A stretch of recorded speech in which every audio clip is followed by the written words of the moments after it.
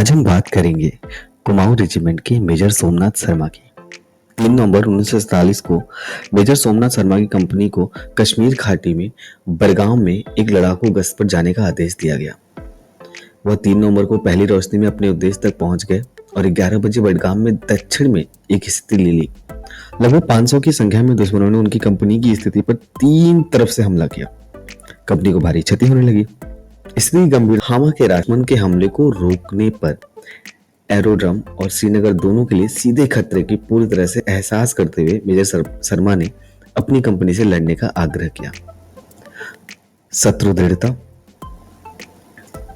से अत्यधिक बहादुरी के साथ वह अपने खंडों की आंख को निर्देशित किया। निरंतर आगे बढ़ने वाले शत्रु उन्हें बार बार खुद को उनके सामने उजागर किया। दुश्मन की गोलाबारी का पूरा प्रकोप और विमान के मार्गदर्शन के लिए कपड़े की पट्टियां बिछाई गई।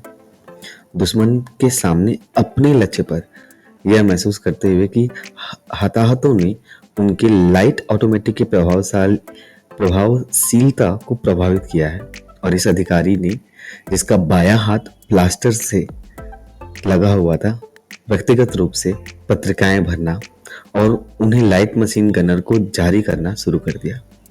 गोला बारूद के ठीक बीच में एक मोर्टार का गोला गिरा, जिसके परिणामस्वरूप विस्फोट हुआ और उनकी मृत्यु हो गई।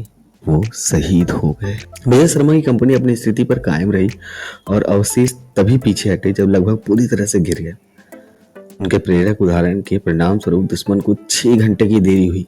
इस प्रकार दुश्मन की प्रगति को रोकने के लिए हामा में स्थिति में आने के लिए हमारे सुदृढ़ीकरण को समय मिल गया। उनका नेतृत्व, वीरता और दृढ़ रक्षा ऐसी थी कि उनके लोग इस वीर अधिकारी के मारे जाने से 7 से 6 घंटे बाद तक दुश्मन से लड़ने के लिए प्रेरित होते रहे।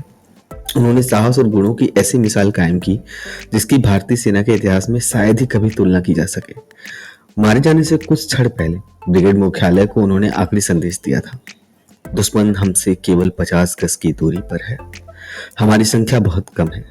हम विनाशकारी आग की चपेट में हैं। मैं 1 इंच भी पीछे नहीं हटूंगा, लेकिन आखिरी आदमी तक लड़ूंगा और आखिरी दौर। कहते हैं कि once a soldier is always a soldier. Somnath ji Arakan में थे।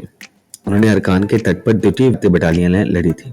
एक बार कार्रवाई के दौरान मेजर सोमनाथ ने एक घायल कुमाऊनी सैनिक को एक पेड़ के पास बैठे देखा। जब सोमनाथ जी ने उनसे भागने के लिए कहा तो उसने जवाब दिया कि वह घायल है और खड़े होने में असमर्थ है।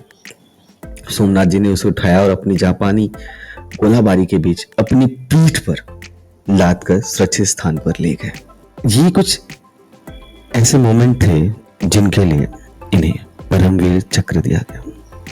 मेजर सोमनाथ शर्मा और कोई नहीं, देश के पहले परमवीर चक्र धारक हैं। उनको जय हिंद, वंदे मातरम।